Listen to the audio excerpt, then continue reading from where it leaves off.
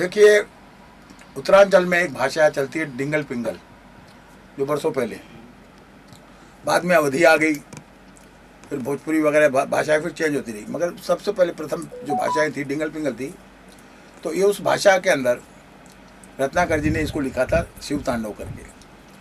तो हमारे जो लाडले सुपरस्टार भाई साहब हैं राकेश पांडे जी, जो किसी परिचय के मोहताज नहीं है, मतलब इन्होंने अपने झंडे हर फील्ड में गाड़े में, गुजराती से लेके भोजपुरी से लेके हिंदी फिल्मों तक। और इन्होंने अभी सोचा कि भाई क्यों ना हम, क्योंकि मेरी अक्सर इनसे मुलाकात होती रहती थी, तो पूछते थे क्या करें दिलीप जी आपके साथ, क्योंकि क्या होता है कि हर फिल्म का एक अपना बजट होता है, चाहे गुजराती हो, चाहे बंगाली हो, चाहे यूपी की बिहारी हो या भोजपुरी हो, चाहे हिंदी हो, किसी भी भाषा का अगर आप करते हो या हिंदी में जब आते हो तो उसका एक अलग बजट होता है। तो ये हमेशा संकोच करते थे।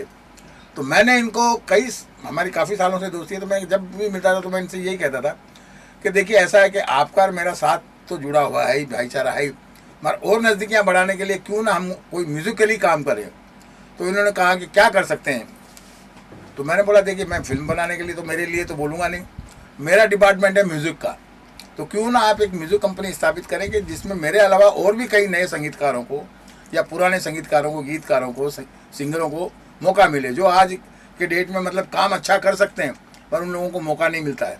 क्योंकि उसका कारण है कि लोगों का ये मानना है कि आज के बच्चे जो आज का म्यूज़िक देते हैं, अब ये भूल जाते हैं कि म्यूज़िक होता है, वो आज और कल का नहीं होता, पैटर्न चेंज होते रहते हैं। और जबकि ये आज तक हुआ है कि फिल्म लाइन में अगर कोई चीज़ चली है तो वो म्यूज़िक चला है, जब भी किसी फिल्म को चलाया है तो। मगर लोगों बागों का ये मानना है, क्योंकि जब आजकल ज़माना खाने में जब चेंज आ गया, लोगों ने अपने घर का नाश्ता छोड़ के, साग रोटी छोड़ के पिज़्ज़ा बर्गर पे आ गए, तो उनका मूड भी, मिजाज भी वैसा ही थोड़ा हो गया। तो वो थोड़ा बहुत चेंज होना चाहिए, मैं इसके खिलाफ नहीं हूँ, पर इतना भी चेंज नहीं होना चाहिए कि हम भारत की संस्कृति भूल जाएं। तो राकेश पांडे जी को, मुकेश पांडे जी को मैं बहुत बहुत बधाइयाँ दूंगा, बहुत बहुत धन्यवाद देना चाहूँगा कि इन लोगों ने पहली मर्तबा एक बीड़ा उठाया कि नहीं सर, हम हमारे कल्चर को, हिंदुस्तानी कल्चर को, चाहे ये फोक के मूड में हो, चाहे भजन के मूड में हो, चाहे गानों के मूड में हो, हम उसको पिरोएंगे, नए लोगों को ब्रेक देंगे और उनके ज़रिए कि हमारा हिंदुस्तानी म्यूज़िक मरना नहीं चाहिए, क्योंकि हमारे हिंदुस्तान में अलग अलग प्रांत का अलग अलग म्यूज़िक है। तो फर्स्ट टाइम हम लोगों ने जब अटेम्प्ट किया कोई गाना, तो भजन तो बहुत से बनते रहते हैं, मैंने काफ़ी भजन किए टी सीरीज़ के लिए, गुलशन जी के लिए। तो पहली मर्तबा शिव तांडव जो है हमने राकेश पांडे जी के लिए, मुकेश पांडे जी के लिए रिकॉर्ड किया। इसको अनूप जलोटा जी ने गाया है। और मैं समझता हूँ कि जिस तरीके से फिल्म के म्यूज़िक की बात करना चाहता हूँ कि म्यूज़िक जब आज तक मेरा लोगों ने पसंद किया और मुझे भी पसंद करते हैं, मेरा म्यूज़िक सुनते हैं, तो ये गाना भी ज़रूर सुनेंगे, इसको भी प्यार और आशीर्वाद देंगे। और मैं समझता हूँ कि आज के युग में भी इस तरीके के गाने बनने चाहिए। मैंने इस म्यूज़िक में, तो मैं बता रहा हूँ कि क्या हटके है, उससे पहले बताना चाहूँगा कि भारत की संस्कृति के अंदर इतनी धरोहर छुपी हुई है और ऐसे ऐसे कवियों का ये देश रहा है, तुलसीदास, वाल्मीकि और कबीर, राम, रहीम जी। तो ऐसे ऐसे लेखक रहे हैं, ऐसे ऐसे काव्य लिखने वाले रहे हैं, ऐसे ऐसे पुराण लिखने वाले लोग रहे हैं, ऐसे ऐसे संस्कृत लिखने वाले लेखक रहे हैं, जो कि सदियों से, मतलब ये तो इतिहास भारत का आज का नहीं है, ये हजारों साल पुराना है। और ये जो वो लोग लिख गए, आज के समय में भी वो कहीं बदला नहीं। हनुमान चालीसा आज तक नहीं बदली, रामायण आज तक नहीं बदला, रामायण की चौपाई आज तक नहीं बदली, मंगल भवन अमंगल हारी कभी नहीं बदला, तुलसीदास जी के दोहे कभी नहीं बदले, साईं बाबा की आरती कभी नहीं बदली, माँ लक्ष्मी के गाने कभी नहीं बदले। और आज भी जब आप देखोगे तो पूरे देश के अंदर जब भी नवरात्रि हो, गरबा हो, शुभ प्रसंग हो, हर चीज़ में जो है ये हमारी संस्कृति के जो गाने हैं बड़ी मजबूती के साथ प्रेजेंट होते हैं। और उनके स्वरूप समय के हिसाब से डीजे के रूप में आते रहते हैं, किसी न किसी रूप में आते रहते हैं, लेकिन उनके लिखे हुए इन शब्दों से कोई हट नहीं पाता। तो मेरे मन में भी आया था ये, तो हमने गुरुजी से डिस्कस किया, क्योंकि ये एक तरीके से महात्मा संत आदमी है। इनके पास अगर आप कैमरा घुमाओगे तो सब माता रानी से लेके तमाम फोटोग्राफ से लेके भगवान शिव के भक्त हैं। और माँ सरस्वती का वास जिसके अंदर होता है वो ऊपर वाले का दिया हुआ एक बहुत बड़ा वरदान होता है। तो माँ सरस्वती साक्षात इनके अंदर विराजमान है। और मेरे लिए ऐसा ओम मोशन मेरे बैनर का नाम है, ओम मोशन पिक्चर्स लिमिटेड। तो हमने रिलीजियस सेक्शन पूरे की ही शुरुआत एक की, और साथ में हम अदर लैंग्वेज में भी काम कर रहे हैं, जैसे गुजराती में, भोजपुरी में, हिंदी के दूसरे गाने के चैनल होंगे, लेकिन रिलीजियस सेक्शन में हम सिर्फ रिलीजियस गाने रखने वाले हैं। और उसमें वो जो हमारे जो संस्कृत के जो गाने हैं, ये एक्चुअली देखें तो ये सब संस्कृत है। या भजन के अंदर जो हम लोग प्रयोग कर रहे हैं वो काव्यों की भाषा है, वेदों की भाषा है, पुराणों की भाषा है। तो उन भाषा की ताकत इतनी ज़्यादा है कि आज के समय में सदी में बीत जाएंगी, आगे ऐसे राइटर्स ना पैदा होंगे, ना हो सकते हैं इस धरती के ऊपर जो चीज़ें वो लिख के चली गई हैं। तो आने वाली पीढ़ी जब इनके द्वारा या हमारे द्वारा बनाए गए इन भजनों के नए स्वरूप, नए रूप में जब इस चीज़ों को आगे सुने और हमारी संस्कृति जिंदा रहे, और दूसरा श्लोकों की ताकत का वेदों के ज़माने से आप देखोगे, बहुत सालों के ज़माने से श्लोकों की पावर बहुत तगड़ी रही है। वो इतनी शक्ति देते हैं कि अगर आपका 1-2 किलोमीटर के रेडियस में अगर श्लोक बजता है तो ये बहुत बड़े दुष्प्रभाव को भी जीवन के अंदर ख़त्म करते हैं। एनवायरनमेंट तो अच्छा कर देते हैं। जी हाँ, वो ख़त्म करते। तो ये मेरे मन में था कि भाई कि ये चीज़ें अगर हम लोग करें और कुछ वो करें जो ऑलरेडी हैं, और कुछ जैसे पिछले कवि रच के चले गए, पहले के लोग जो है अच्छी चीज़ लिख के चले गए।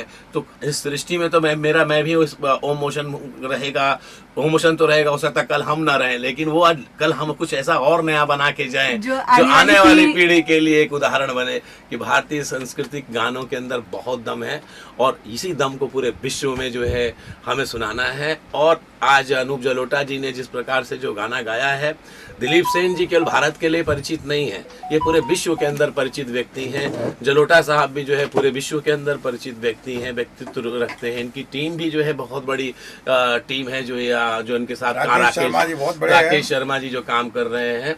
तो ये हम अपने गाने विश्व में, अमेरिका में लोग तरस रहे हैं। हमारे साथ एक हमारे पूजनीय बड़े भाई साहब प्लीज सुधाकर शर्मा जी है। सुधाकर शर्मा जी जैसे बहुत ही वरिष्ठ, इनका परिचय तो देना छोटी बात होगी, देश की तमाम बड़ी बड़ी फिल्मों के अंदर चुंदड़ी के लिए मैं कह सकता हूँ अभी तक 200 चुंदड़ी है, इनके अलावा किसी राइटर ने नहीं लिखी है। इन्होंने अपने गीत दिए हैं, लेकिन विश्व तरस रहा है। दुबई में भारतीय बैठे हुए हैं, आपके अमेरिका में बैठे हुए हैं, लंदन में बैठे हुए हैं। वो एक नए प्रकार के भजन और चीज़ों को सुनना चाह रहे हैं, और उसको महसूस करना चाह रहे हैं अपनापन बाहर बैठ के।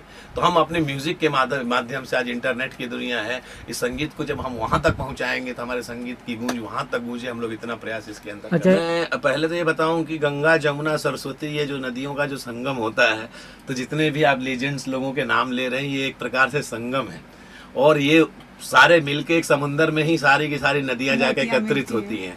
तो चयन का पहले तो इसमें चयन का विषय नहीं रह जाता। जब हिमालय भागीरथी से निकल के जब आती है तो लोग हाथ प्रणाम करते हैं और उसके जल से जो है जल को पी के जो है तर जाते हैं। तो दिलीप सेन जी का चयन करना तो मतलब हम चयन करने वाले कौन होते हैं? दिलीप जी ने हमारा चयन किया है और इनको अच्छा लगा।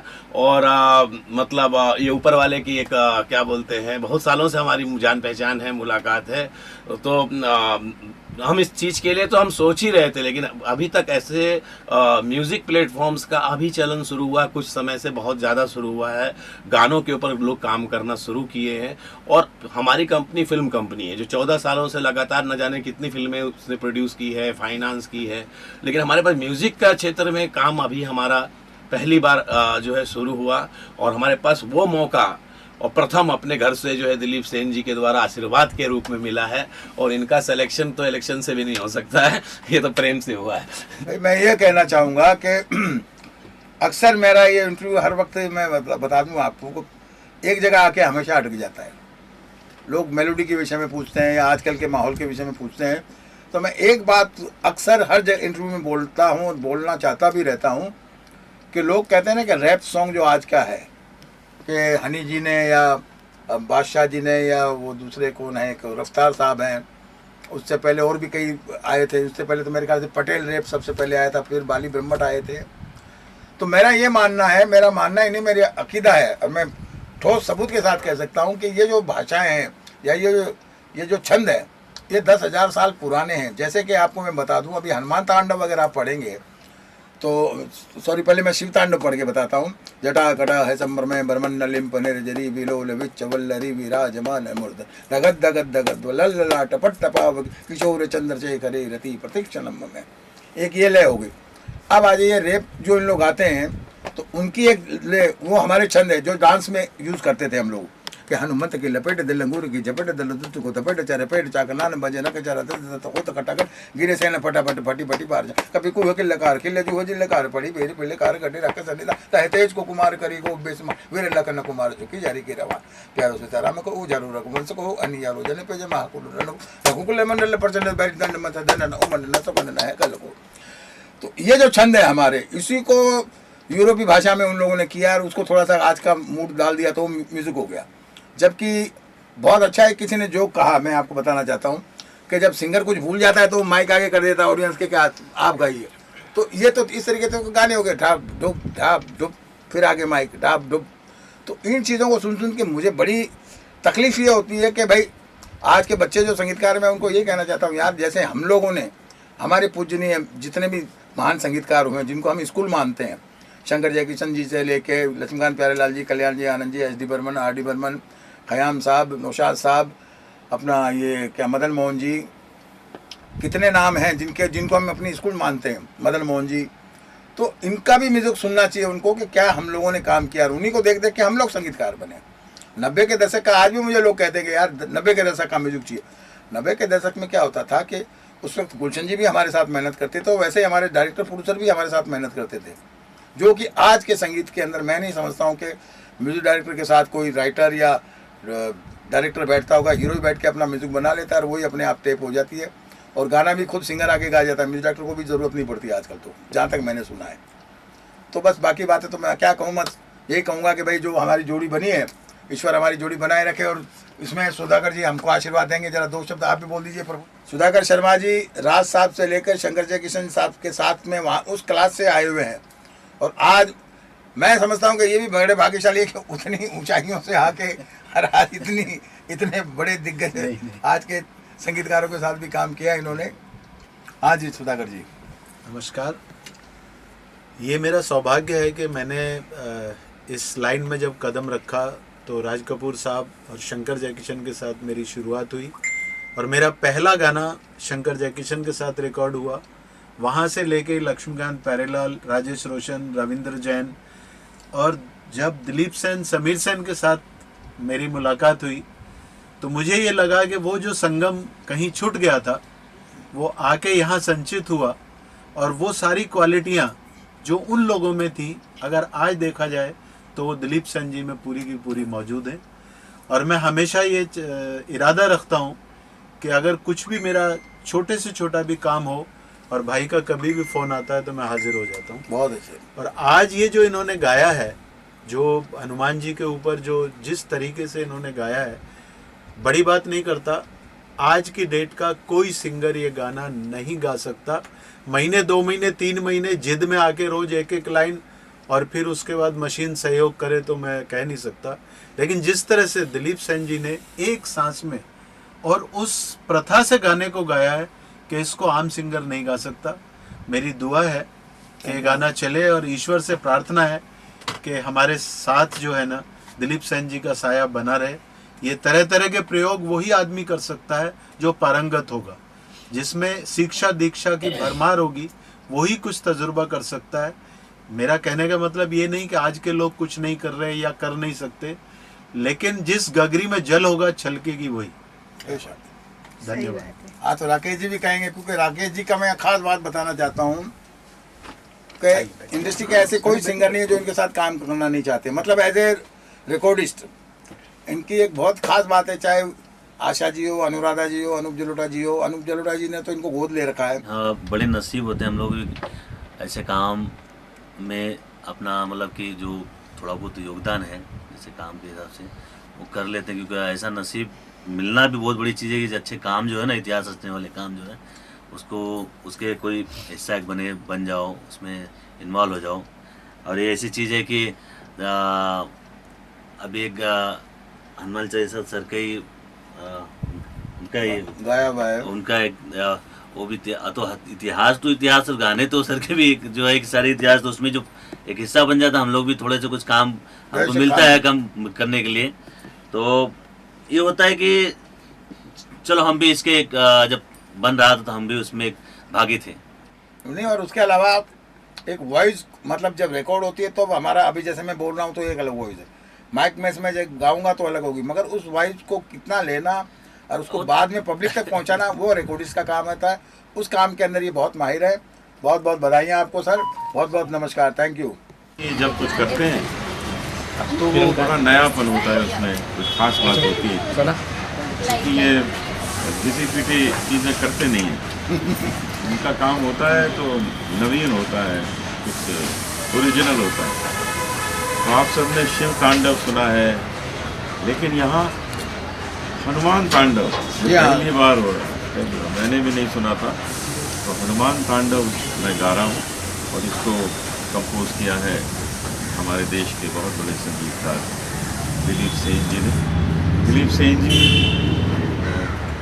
तानसेन के खानदान से आते हैं, उस पीढ़ी से आते हैं जो बादशाह अकबर के दरबार के नौरत्न थे, तानसेन, मियाँ तानसेन। तो उनके वंशजों में हमारी पीढ़ी, उनके ही वंशज हमारे दिलीप सिंह जी हैं। उनके परिवार के और लोगों ने भी बहुत इस क्षेत्र में इज्जत कमाई है, नाम किया है, 4 पीढ़ियाँ। तो आज यहाँ बड़ी बात यह है कि हनुमान तांडव पहली बार आप सुनेंगे, मैं इसको गा रहा हूँ और इसके लिए मैं धन्यवाद देना चाहता हूँ हमारे दिलीप सिंह जी को, जिन्होंने मुझे, और राकेश पांडे जी जो इसके राकेश पांडे जी तो बहुत स्टार हैं, गुजरात के तो हैं, पूरे इन्होंने यूपी बिहार के भी हैं, हिंदुस्तान के भी हैं। बहुत सी फिल्में गुजरात में की है, वहाँ के अमिताभ बच्चन हैं। वाह वाह। और मैं इनको मुबारकबाद देता हूँ कि इस फिल्म में ये गाने रिकॉर्ड हुए।